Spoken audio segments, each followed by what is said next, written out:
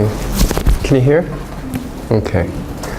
Okay, welcome to our Tukang on what I've learned as a teacher. So I'm going to be sharing you kind of my story and how my teaching style has really evolved and changed a lot over the past 15 years. By the way, there is an evaluation form, so please fill that out and leave it on the table after the end of the talk. Okay, so I'm going to talk about, this thing isn't stretched long enough. There we go. I'm going to talk about some of the things I've learned in terms of academic rigor, lesson design, and interaction, like moving from a more teacher-centered style to more student-centered style, and really some of my mistakes that I've made and problems I've had along the way. In a lot of my workshops, you know, in coaching sessions, I'm always telling people, try to use a more interactive style of teaching, use, more discussion activities, group discussion activities, pair discussion activities, group problem solving activities, various kinds of group discussion activities. And I'm going to share about how I've moved more towards that kind of style myself and how to do it. I always tell people to start, if you're not used to an interactive style of teaching, start small with more lecture discussion and pair discussion. Students are often reticent or shy at first to engage in a class discussion between student and teacher. Well, you can help them because they're shy to begin with because of their educational culture, and they're especially shy about doing it in English. So I often tell professors, okay, have them discuss in pairs. Talk to each other first in pairs, because they need a chance to come up with ideas, formulate their ideas, and formulate how they would want to say it, especially in English. And then you call on some pairs and get some class discussion going. Kind of a master of one-on-one class discussion between teacher and a whole class or one student at a time, by the way, is Michael Sandel. And that works well because these are American students who are used to coming up to microphone and saying something in front of a whole class. In your case, with shy Korean students, maybe pair discussion and more group discussion activities will do. So let me tell you about my background. I was a graduate student at the University of Illinois.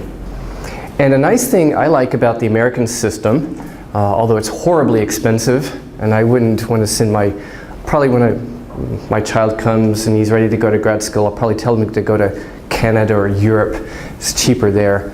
America's too horribly expensive even now. But one nice thing is graduate students often get a chance to teach. They teach undergraduate courses, or they at least help a professor with teaching or administering an undergraduate course, depending on the field.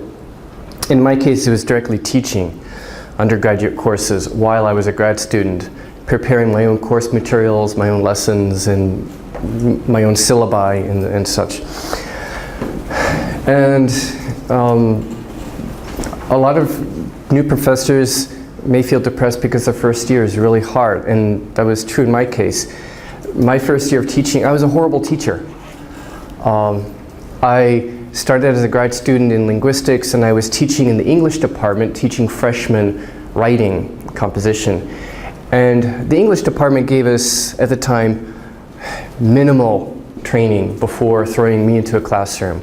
The training was really inadequate, and I had to prepare a very detailed syllabus using a lot of materials that I was supposed to teach according to the curriculum, and I had to follow the syllabus exactly. It was really hard, but most of all, just inadequate training. I didn't know really what to do in the classroom, but I thought, I'm going to be rigorous. I want my students to learn a lot, so I'm going to be a tough teacher. How do you think that went? Not too well, because I didn't know how to teach effectively. And that's a very perfectionistic or behavioristic kind of mindset. And that's how I started as a teacher for my first few years, my first couple of teaching experiences. I want my students to learn, and I want them to learn as much as possible. It's a kind of a perfectionistic model, and it's also a very behavioristic model, because how do professors usually, or teaching assistants, usually implement that? Lots of work, lots of difficult work, making classes and lectures difficult, very lecture heavy. because it's predicated on a traditional transmission model. Like, I'm the expert and my job is to transmit knowledge into your brains. It's a transmission model. And it's lecture-based too, which is very teacher-centered. Do you know what the lecture-based model, where you just talk for a whole hour, sadly what I'm doing here, ironic, where did it come from though? This lecture-based model, it's the oldest teaching model in the world. Whether in East Asia or in Europe or America, it's the oldest teaching style in the world, goes back to ancient times. Why? How did it come about?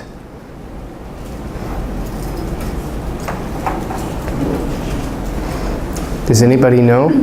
Enlightenment? It goes way back before the Enlightenment. And before the Enlightenment, in some like professional vocations, if you want to be a carpenter, you didn't go and attend lectures, and that was actually a more sensible model educationally. If you wanted to become a carpenter, a woodworker, a mason, or a metalsmith, a silversmith, how did you learn the trade?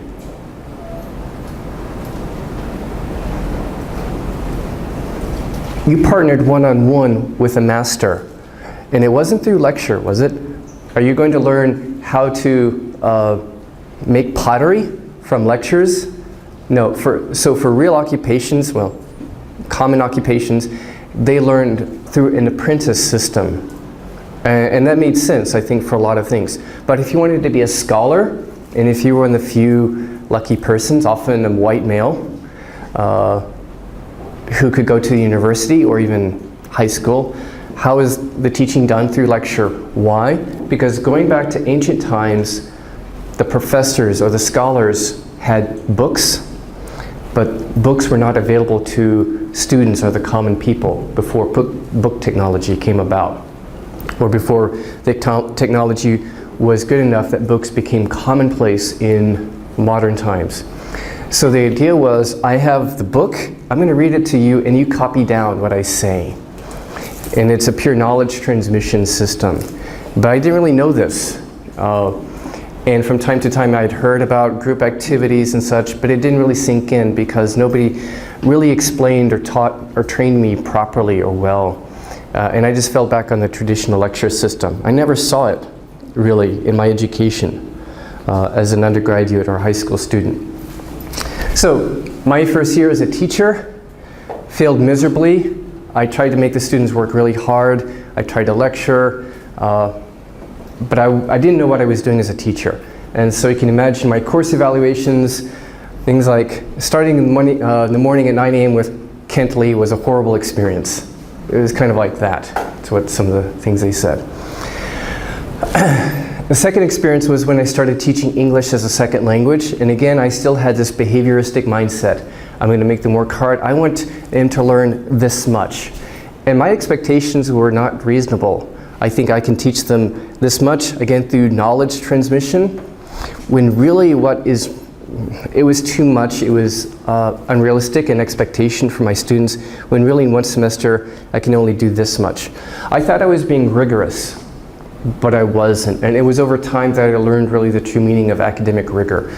Rigor, high standards can be a good thing, but you have to know how to do it right.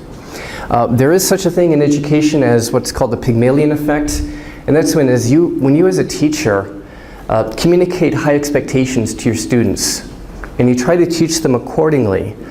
And research has shown that students can learn very well in that kind of environment, but it has to be done right. Because a counterbalancing thing is, one reason it might not work is the expert's paradox. My first year of graduate school in linguistics was really difficult because I had a couple of professors who taught at a really high level, and I had no idea what they were talking about. It made perfect sense to them. I was completely lost, and so were many of my classmates who had no background in this particular topic in linguistics. And when you are a professor, you have been doing what you do for years. You went through graduate school and you lived and breathed your research area, your content area. and you've lived and breathed it, it all makes perfect sense to you. And you think that when you explain it to students, they'll understand it. But when these are especially new graduate students or undergraduates, do they really understand what you're talking about? Because you look at the textbook that they're using, it all makes perfect sense to you. You understand the concepts, you understand how things are connected. They don't. You have forgotten what it's like to be a beginner, what it's like to know nothing, to be a blank slate, as we say. And this is another reason why new teachers have difficulty, and especially if you're trying to be rigorous, why it will fail, because you forget the expert's paradox. You're not communicating to them. They're lost. You're not connecting with them. You've forgotten through all the years what it's like to be a freshman or a first-year graduate student, or even a sophomore, junior, or senior in your field. So when you try to explain something, makes sense to you, maybe not to them. So it was over the years that I learned to change. Other examples, one time I was hired at a previous job at another university because I could teach a certain course on language research methods. However, this was a teacher training course for language teachers. They didn't need language research methods. As I found out later, why was this course in the curriculum? They said, well, we wanted this to be a challenging program. What's the point of being challenging if it makes no sense to the students and if it's not relevant to their careers? This is a teacher training program for English teachers. Why do they need research methods? And I really had a hard time because I didn't know the student's level at first. So what does it take to be academically rigorous in a good way, to see good results from teaching? I heard a really good presentation once at an education conference on this, and they talked about how their research shows that good academic rigor requires several things. Doable challenges. The challenges, the tests, the assignments you give to students need to be something that's close enough to their level, not way up here, because if their level is here and it's up here, they're just going to be lost for the whole semester, and they're going to hate you. Like some of my past students hated me when I was a new teacher. So it has to be doable. It has to be something that's within kind of the zone of what they can get to, what they can grasp.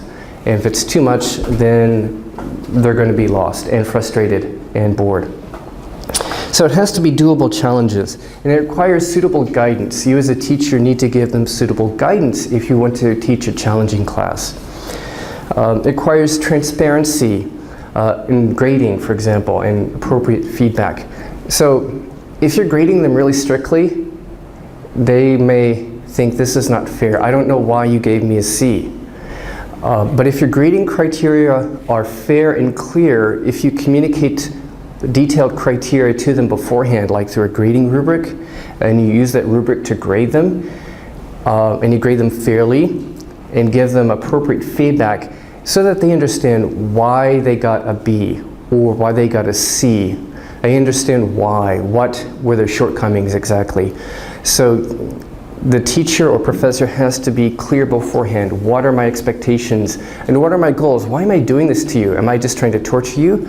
Or is there a clear learning goal that's apparent to the students? If there's a clear learning goal in those expectations, then they will have more of a sense of learning and satisfaction or accomplishment, even if they get a B. Or if they get a C, but there's sufficient feedback from you that explains to them why you got a C and this is what you need to improve on. If you have clear feedback, then they're going to at least think that it's more fair. If they think it's not fair, if it doesn't seem transparent, your grading system and how you evaluate them, then it's going to be a bad experience for them. A positive learning atmosphere, and I'll come back to this later, along with rigor, there needs to be a positive learning atmosphere through your showing concern for the students, being positive towards the students. Because if it just seems like you like being mean, they're not going to learn. But if it seems like you care about them, you at least have a positive class kind of demeanor or personality, it's going to be at least more motivating for them and seem more fair to them.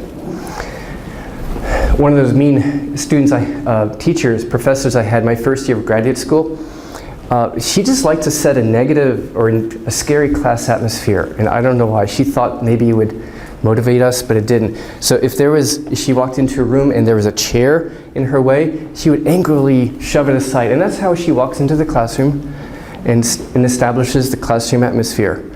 And if it's a foreign student who has pronunciation problems, she'll say, "I don't understand your phonology." You know, that was a really bad teacher. We hated her. And it was just a frustrating experience. So you also have to consider the expert's paradox. Are you communicating clearly? Another thing for this to work finally is conceptual learning. If it's just lecture and the assessments, the assignments, the exams are just regurgitating information, that's a term we use in education, kind of like vomiting up information. This is the term we use in education. You regurgitate. If it's just about memorizing a bunch of information and regurgitating it on the exams or homeworks, that's not really learning. But if you focus on conceptual learning, not all of the facts and the details, but helping them, working with them, doing activities and discussions that help them to really understand the concepts, then they will appreciate it. And that's when academic rigor will work. A balanced and fair degree of academic rigor. And this kind of relates to the course design and the contents, which I'll get to in a minute.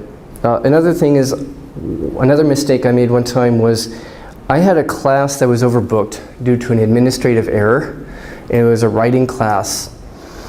So I thought, okay, I need to get some of these students to drop. This is a writing class. I can't have more than 25 students in this kind of class.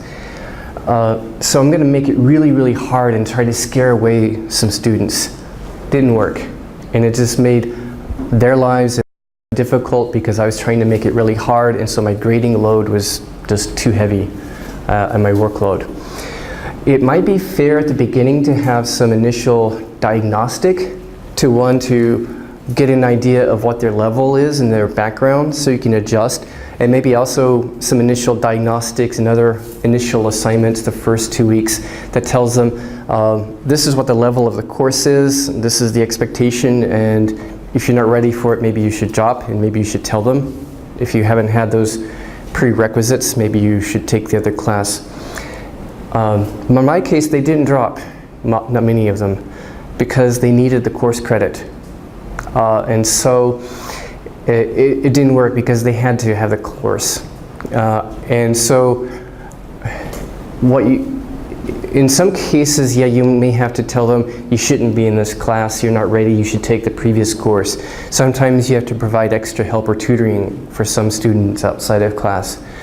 Or sometimes you may just have to adjust the course down because, again, maybe your expectations are too perfectionistic or behavioristic, too high, and you need to adjust the whole course to a more suitable level for most of the students if a majority of the students are not really what you expect when possible. So I taught another course where it was difficult because this is a new course, and I found I had to adjust the course down to meet their levels for their sake. And it was kind of hard because it was a new class and I was all experimental. I had to turn it into more of an intro course. But another thing that these sometimes unrealistic expectations relate to your lesson design and the contents. You might feel like I need to cover this much contents, and so you'll probably want to lecture a lot because lecture seems like an efficient way of transmitting a lot of information. Okay, so you've probably heard you've heard me say this before, you've come to my other workshops. Do you remember most of the lectures you listened to as grad students or as undergraduates? Do you remember most of the contents of your lectures that you heard before? Probably not, unless you're like Rain Man or something, if you're not normal. But for most people, no. And this is in line with a lot of educational research over decades and decades. pure lectures are not a good way of really helping students to learn. It's good for transmitting information, but nowadays we have computers that do that for us. So a pure lecture is not really the best way to transmit information, and in a little bit I'll share how I kind of changed over time. But you may feel like, oh, I have the pressure to cover the whole book, and especially in science and biomedical fields, for example. And that may be true. Maybe they have a licensing exam, like nursing students or pharmacy students. They may have to take a licensing exam, and so you feel like you have to cram in all of this information. But they probably won't remember it if you rely on traditional exams and lecture and traditional assignments. So really, what's the purpose? If you focus your classes more on interactive activities, you know, some lecture but more interactive activities like group problem solving activities or pair discussion or such, they're more likely to get the concepts. And that means you have to leave out some of the details, but that's okay. You can communicate to them. You still need to know some of these details for the exams or for your licensing exam. But if they understand the concepts, they're more likely to be able to remember the details. They can get the concepts in your class and then go back and read the book and then learn the details. If they know the concepts well and deeply, then they can learn the details and retain that, or if they don't, they can look it up later when they need to restudy for their board exam or such. Sometimes you can lighten your course load this way, especially your first couple of years as a teacher. It's really hard preparing all these new materials, or the first time you teach a new class. And so I have been able to lighten my workload by not doing too much, but focusing more on interactive group activities in class. Maybe give them reading assignments. Maybe they have to read something and they have to do an online quiz before they come to class. And that's sometimes an efficient way. I have to lecture less. I don't have to spend so much time explaining it. I look at the quiz results, I see what the problems are, then we work on that in class. This is kind of called formative assessment sometimes. You give them kind of a quiz after they do a required reading or watch a lecture online. Or after your lecture, you hit them with some follow-up questions through an online quiz. Follow-up questions like, what did you learn today? Explain in your own words, or application questions or such. And those are different ways you can do this. Or I sometimes use video clips in my class, short video clips for some classes. If it's a longer clip, I might make them watch outside of class.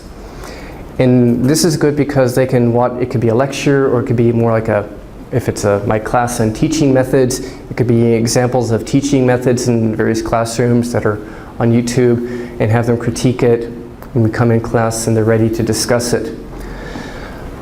Many of you are probably anxious or stressed about having to teach in English and having to lecture in English. Well, you can take some stress off of yourselves by doing this. If you need to teach the physics of pendulum motion, and it's hard for you to do a 30-minute or 50-minute lecture on this in English, well, Professor Walter Levin at MIT has a great video on the MIT channel on YouTube and on the MIT website, where he does this marvelous explanation of the physics of pendulum motion, and he explains the formula and how it works conceptually, and then he ties a rope around himself into the ceiling, and he makes a human pendulum out of himself and has the students time and measure his movements, and he shows, oh, the formula works, physics works. You can probably find a good lecture. It could be a really fun lecture like Walter Levin's, which is still very well done, or it could be some other kind of a well done lecture like Michael Sandel if you're teaching philosophy. There are good lectures on university websites around the world. You can have your students watch that lecture, and then in class just do some follow-up lecture, short lectures to follow up, and then have them do some problem-solving activities in groups, group exercises, group discussions, whatever. Another good example is, there are lots of other good examples on YouTube of lectures you can have them watch, and maybe they have to do an online quiz about it, for example. And so I sometimes do something a little bit like that. And it kind of gives me more time in the classroom to do more detailed discussion of key concepts, because they've already watched the video outside of class. There are, as I found, more clever ways of using assessment, like exams. I don't use traditional exams anymore in my classes. It's just regurgitating information. Instead, what I do are group exams or group projects for the midterm and final. And I found this to be really helpful. Now, in my earlier days, I had heard a little bit about non-traditional forms of assessment, and I didn't really believe in it until I saw it done by a really good professor.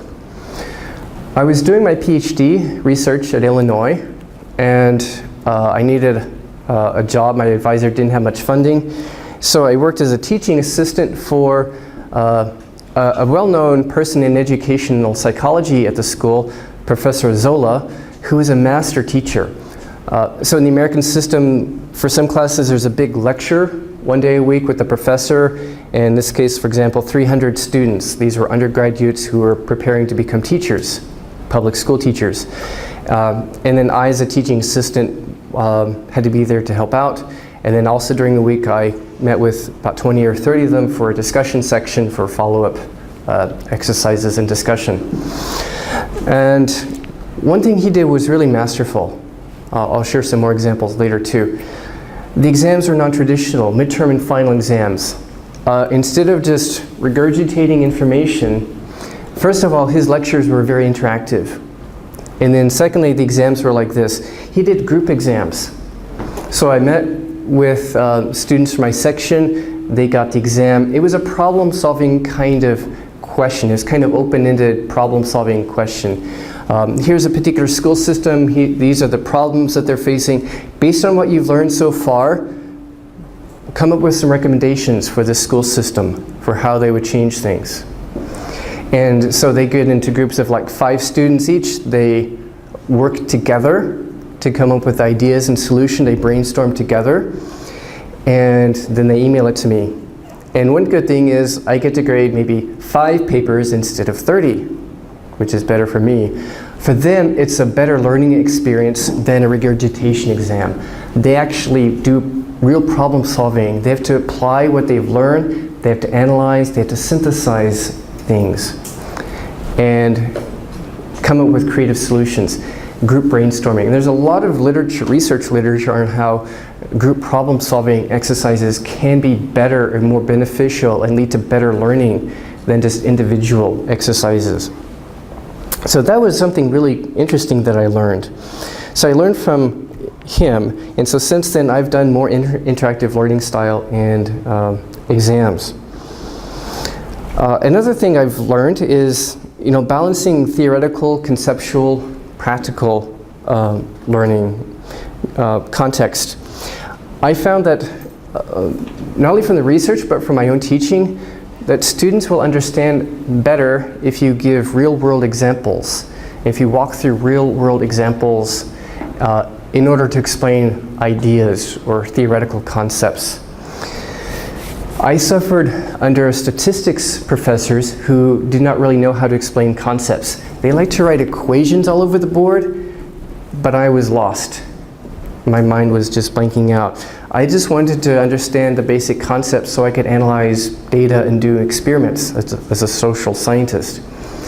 So then when I started teaching my class on language research methods, I had to go back and relearn some things that were basic concepts and then find kind of interesting creative ways of like analogies or graphical explanations or ways of explaining it to them in a way that they can understand. And that's one thing I had to do. So sometimes lectures are boring because it's all theoretical. It's all conceptual, but it's not tied to the real world. And they are not going to really remember it. But if you start with a real world example or analogy or something, and walk through that in order to explain the concepts or the ideas, they will understand it better and they will remember it better. And again, that's also something I learned from Professor Zola at the University of Illinois. He would talk about real examples. You know, you were students once, why did you, how did you learn better? And then they discuss that, and then he relates it to what they're learning. He also did other fun things. He would have us teaching assistants do role plays. One time he came in pretending to be Jean Piaget, the famous French psychologist, and talking like Piaget. He does, you know, kinds of active learning and interactive demonstrations to explain working memory or memory in learning. He does a really fun interactive activity with the whole class to demonstrate working memory and recall, things like that. So he brings in real examples and demonstrations. Walter Levin, the physicist, he does demonstrations. He makes himself into a human pendulum, or he shoots projectiles at a toy monkey to demonstrate projectile motion. So these are some of the things that I've learned that if it's connected to the real world or real experience or something that they will actually use in their career or in their research, they're going to understand it better. So there's danger in being all practical and no concepts, no understanding of really why things are. But more often with professors, there's a danger of not really connecting things to the real world. I've seen philosophers do this a lot, purely theoretical abstract discussions. But if you watch Michael Sandel, he always brings in really interesting real world or real world-like examples. So one time, you know, his first lecture in his series on justice, he walks into the room and says, he starts out, so imagine you're on a trolley car and the brakes are not working and it's speeding out of control. What do? You could steer the trolley car this way and kill 20 people, you could steer it that way and kill one person. He starts with really interesting examples that are kind of more like the real world, more like what I hear from other philosophers. And that's really cool. Another example that kind of relates to my next point of interaction. I started out doing very teacher-centered, lecture-y kinds of lessons. And I tried to do more interactive lessons one time, and it didn't work. Because one, I didn't know the students, and two, I wasn't properly trained in these methods. So I was doing a master's degree, my second master's in teaching English as a second language at Illinois. And there's this kind of paradigm in language teaching called communicative language teaching, CLT. It's kind of the language teaching analog of what we call active or interactive learning and approaches in education, where you do like discussion activities, group activities, role play activities that make the students use the language in some kind of a life-like context. But this course on CLT methods was very theoretical. It was about how great this method is and what are the advantages, but we never learned really how to actually do it. How do you implement it? How do you create effective activities for learning a particular task? How do you get the students active? So I took that, then I came 13 years ago to Kodae as an English teacher in the Gukjia Hagwon, and I tried this stuff and it failed. I gave the students tasks to do in groups, and what do you think happened? They ended up talking in Korean about who knows what, maybe the task, maybe about the drama they watched on TV last night or their favorite pop star or whatever, who knows, gossiping. They didn't stay on task and they didn't really try to use English, and just all kinds of things didn't go right. And for a couple of reasons. One, I had not really trained in how to actually implement group or interactive activities in the classroom and how to design activities that are suitable for, you know, working on a particular, say, grammar form or whatever it is I wanted to teach. I didn't know how to really design appropriate activities for them to learn. So my training failed me because my training was insufficient. But also I didn't understand the students at the time. I kind of knew, but didn't really realize how poor their English teaching was in middle school and high school. That was just all learning grammar and preparing for tests, and they had no conversation, no communicative English learning. They didn't learn how to actually speak it or how to write it. But I also didn't understand at all back then things like the English stress that they were under, how the education system put them under so much stress. And so it was actually a very stressful thing for them to try to speak in English, and the education system had demotivated them and had ruined their motivation. I didn't really understand this until a couple of years ago when I helped a professor here who was under a lot of English stress. He was having to teach his courses in English, and it was especially not appropriate for his particular field. He was under a lot of stress and feeling depressed. And it was from him that I learned how much of a sort of bondage or oppression that Koreans feel, or stress that Koreans feel unnecessarily about English. And so it wasn't until then I really understood this. So I didn't understand my students 13 years ago, and so I couldn't really teach them effectively. Over the years I've learned more, but back then it failed, so I thought, okay, this communicative stuff doesn't work. So I went back to traditional teaching methods for a while, until I was in grad school and I worked for Professor Zola, and I saw him do, even though it was a big classroom, auditorium style seats, he had them do pair discussions, talk to each other for a minute or two. What do you think about this? As a way of getting them to think and priming them for lecture and discussion. Group activities, group exams, fun interactive activities in the classroom that help them to really connect with the concepts and materials that we were learning. And so I really learned from him how to do this stuff. And then I also did some studying and looking at the research on some of this too. And I learned more about group dynamics and the psychology of group learning and interactive learning and its benefits. And so now I know how to do it. And so it's really cool when I do this in class and the students tell me they took my class because they heard about my teaching style and they liked it, and it's different from other teachers. They like the interactive learning method once they get used to it. And it's really fun to hear from my students. So I've learned to turn sometimes what would be lecture points into maybe questions for them to discuss in pairs or in groups, or turning what would be a lecture point into something for group discussion. It could be an open-ended group discussion, or it could be more of a problem-solving kind of discussion where there is a kind of a correct answer that they have to figure out. It could be more of a discovery learning where you give them some information and data and they have to figure out the principle. And I found this can work with things like basic statistics concepts or research concepts or other things. Or sometimes they have valid experience from their backgrounds that they can bring to a discussion or to a classroom. If I teach about teaching methods, like class and teaching methods, they've suffered under bad teachers and they've had good teachers. And they have lots of ideas to share. By the way, when I taught as a TA, teaching assistant, the intro course for educational psychology with Professor Zola in Illinois, first day I would ask my students, there's students who are preparing to become public school teachers. I asked them, why do you want to become a teacher? What made you decide? Do you know what kinds of things they say? Why these students decided they wanted to become school teachers?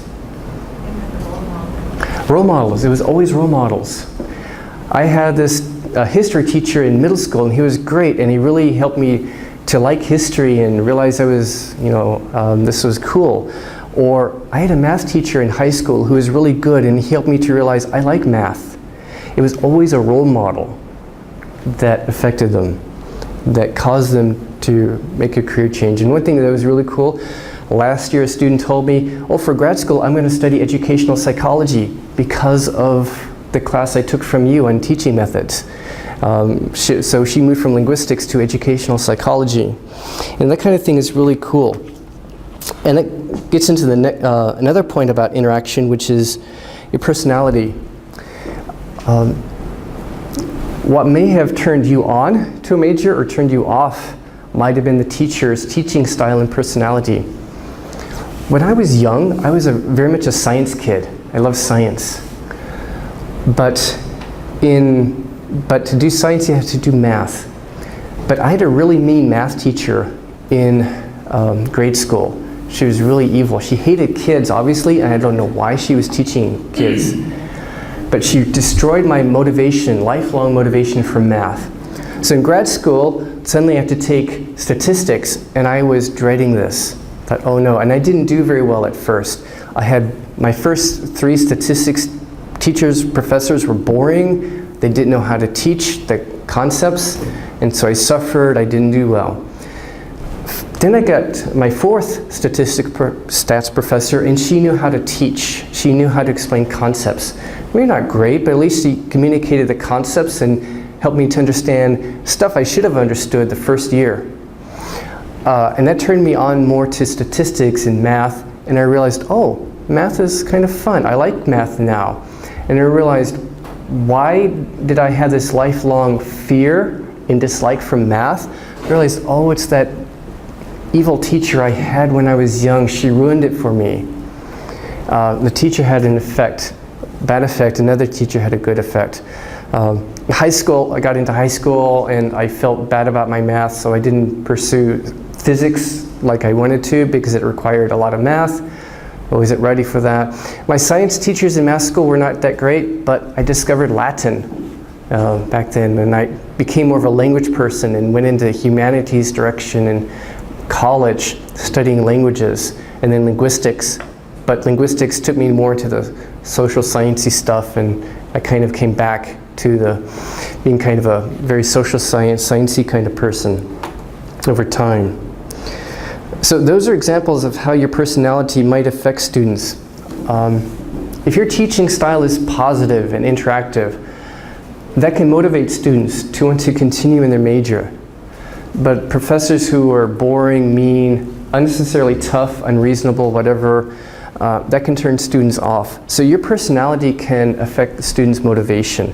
And they may already be demotivated. Their motivation may have already been ruined by the education system, and they're just going to college because they have to get a good job. So a positive personality and giving good feedback to students, things like that, can be really helpful. I once read of a story of a scientist who talked about when he was in college. Actually, he was a science educator. He talked about when he was in college, somewhere in California, and he was excited because, oh, for our science teacher, we're going to have this famous guy who won a Nobel Prize. He's a Nobel Prize winning scientist. This should be great. And it wasn't, because he didn't care about teaching. He made it clear to his undergraduate students, I don't want to be here. You kids are parasites. I want to be in my lab. You're sucking away my time. I should be doing research. That kind of thing. And that's really sad, because although he continued on, it might have hurt other students' motivation. And it's very much the opposite of, say, well, there's a famous physicist named Richard Feynman. You know Feynman. He's famous for for his personality and his humor and his cool lectures, and for being a good explainer of things. A sense of humor helps. If you can convey a sense of humor, that's helpful, but it should be natural, and don't try to force it. If you're not a humorous person, that's okay. Just be yourself, and at least have a positive personality towards the students, encouraging, warm, kind of caring personality.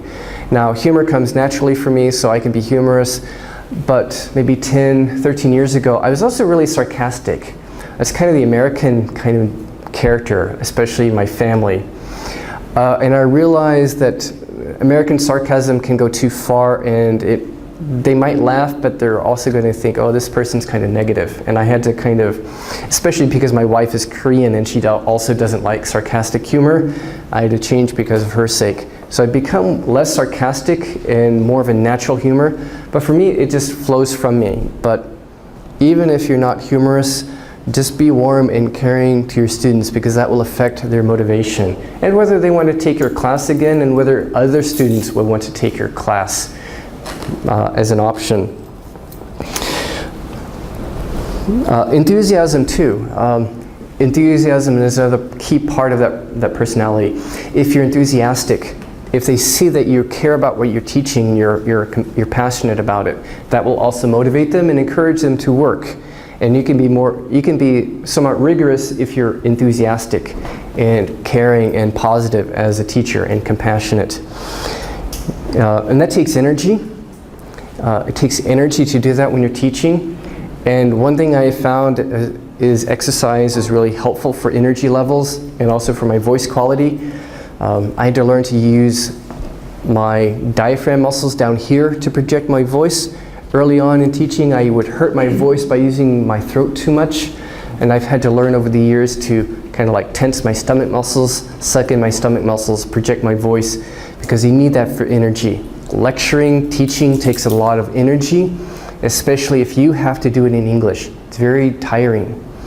And so one thing is using your voice properly by breathing from down here, tensing the stomach muscles and diaphragm muscles to use your voice from down here.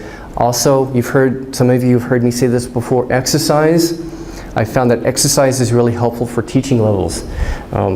Juices, of course, tend to have added sugar. When I first started teaching, I would drink coffee or sodas during lectures. That's really not good. Coffee will dry out the throat, and so I make sure that I drink my coffee several hours before class. During class, I will drink water. Kind of not too cold, not too hot, but water or something like that, or juice with no sugar.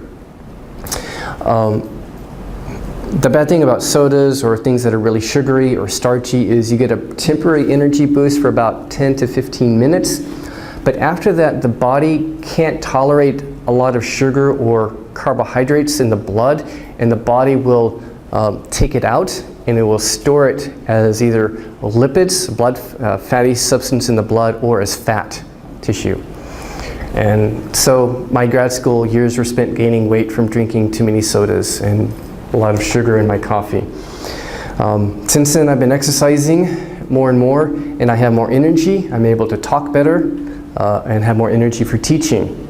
And I've also lost 6 kilograms since last March from exercise. Aerobic exercise, brisk walking, running, jogging, bicycling, hiking, brisk hiking, whatever, rock climbing, swimming, something like that that's good for the lungs.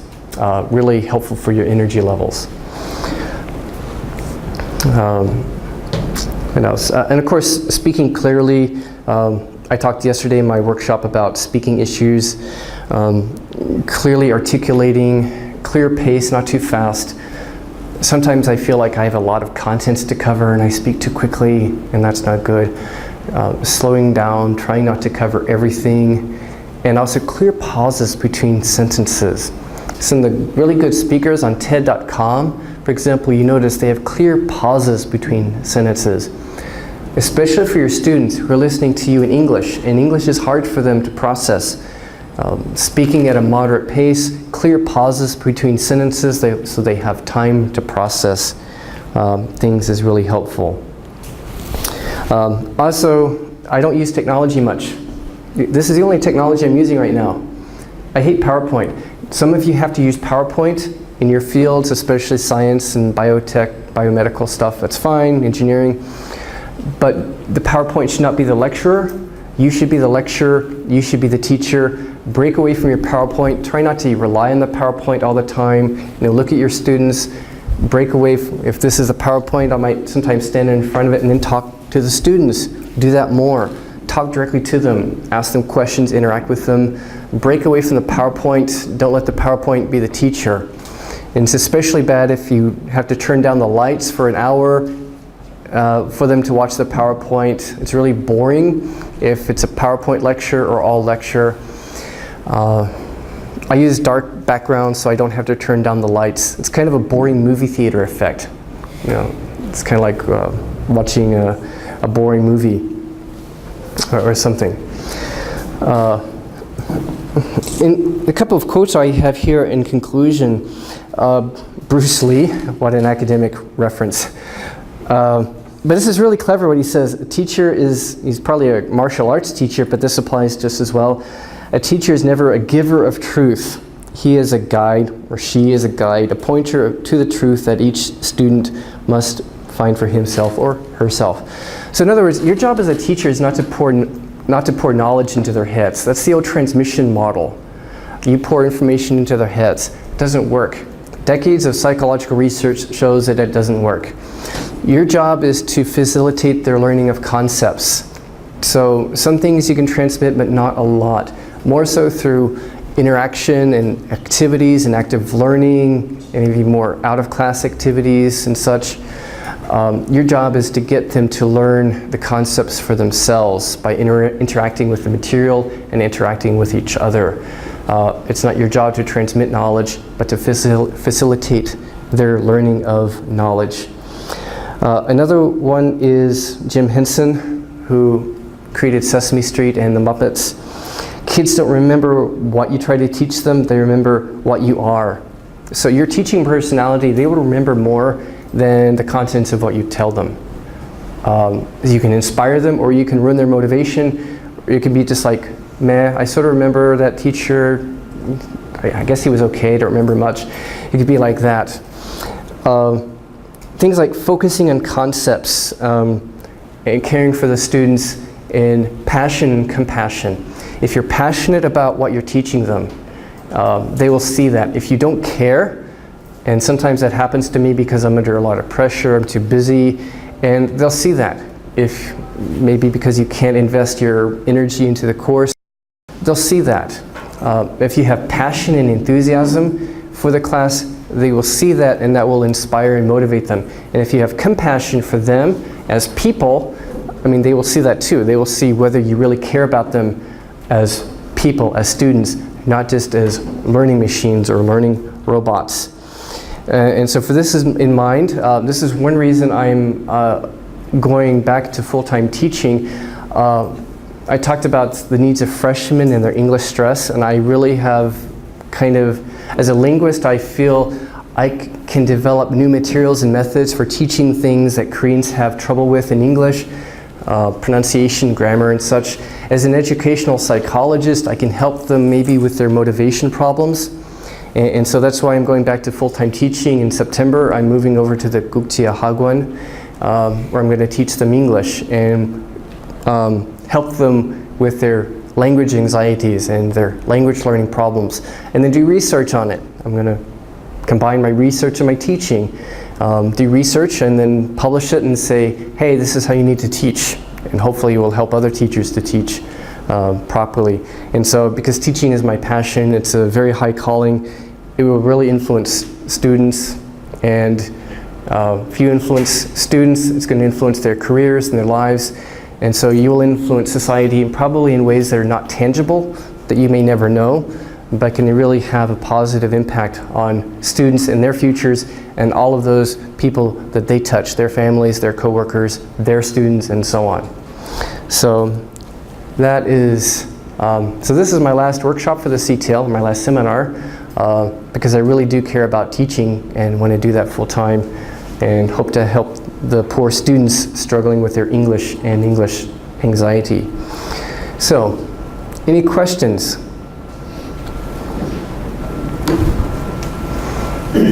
Question. Yes. How did you specifically make them talking in English in a group in your class? Okay. Now, the policy might depend on your particular kind of course. Students in some departments are better in English than others, and in some departments it might be better to give them some leeway. Maybe, in my classes too, I give them some leeway. They can talk to each other in, say, pairs. They can talk in English or they can talk in Korean, depends on what they're more comfortable with. But then I'm going to say, okay, let's get back together, and I'm going to call on a few pairs and say, what do you think? What do you think? And there they have to, of course, speak in English. Of course, it helps that I'm a foreigner, and so they have to. But the fact that by having them do something in a pair discussion or group discussion, that at least gives them a way of formulating their ideas, and then maybe one of them, when called on, can then say it to you in English. Now, in some departments where their English is not so good, it may be better for them to share with the whole class in Korean. In my classes, of course, they have to share in English when we do come back for the whole class discussion. In some departments and for some classes, it might be more fair to allow them to speak in English in the class discussion, and then maybe you kind of paraphrase what they said and then continue talking in English, especially if there are non-Korean students there. So there are different ways of doing it depending on what's appropriate for your students. Okay. Yes? I taught my class in English, and some of my students told me that speak more Korean. So what should I do in this case? You want? I taught my class in English, and some of my students told me that speaking more Korean in the class. They want you to speak more Korean. Yeah. So that depends on how strictly they enforce the English-speaking policy in your classes. And I'm told that the university wants you to conduct your course in English all the time. What kind of class or department are you teaching in? I mean, lecturebased. Yeah, so those students are not as good in English. Personally, my feeling is despite the university policy, I think it would be more fair to kind of mix Korean and English for their sake, because language should not be a barrier to communication and learning. And so I don't always agree with the absolute English policy. So if you can get away with it without getting into trouble, I think it's good. Now, some professors have told me in coaching they will re-explain things again in Korean after class or during office hour. Some professors have told me they will mix Korean into their English classes and they haven't been arrested or gotten into trouble. So I would suggest, if possible, yes, integrate some Korean into your lectures to help them as kind of a bridge. Or put some Korean definitions or explanations in your PowerPoint while you're explaining things or on a handout. And I think it has to be fair to the students and their language level. Yes? One of the most impressive and unforgettable classes I've ever experienced as a student was poetry class, but strangely enough, it was taught in a very traditional way. Oh. So, maybe I have a slightly different idea with viewers, but sometimes we can appreciate traditional way. If lecturer or professor is really a good deliverer. If the person is really a good lecturer, and again, I'm not saying don't ever lecture. I do lecture some, but it's just I do part of my class by lecture, part of my class through other activities. But yeah, I have had some professors who are really good lecturers, and it's their passion and it's their expertise that they convey, and maybe their concern for the students, their positive personality that also made it worthwhile. You covered so many poems that I still remember many of the poems. Probably I'm close to a Raymond or whoever, but actually I do like that kind of method as well. Okay. I wish I had good lecturers like that for my statistics courses. Yes. But yeah, a good lecturer can also have an impact even though it's kind of traditional. And it's those other things, enthusiasm, passion, personality, care for the students that work, and expertise. Like, this person really understands it. Sometimes my lectures have failed because I don't really understand the concepts well enough to explain it, or to explain it in their terms. So you probably had a professor who really understood the stuff really well enough and deep enough that he could make it real and he could explain it really well to students. And it's another area where some professors fall short. They understand it and it makes sense to them, but they don't know how to communicate it because of the expert's paradox, or they just don't understand it really well enough to make it real to the students. That's another thing I actually meant to cover. Thanks. Okay. So, is anyone coming for a couple of people have signed up for micro teaching on Monday. I don't know if any of you are going to come there. If not, hope to see you around campus. I'll be over in the Gokjia Hagwon. And say hi to me. All right.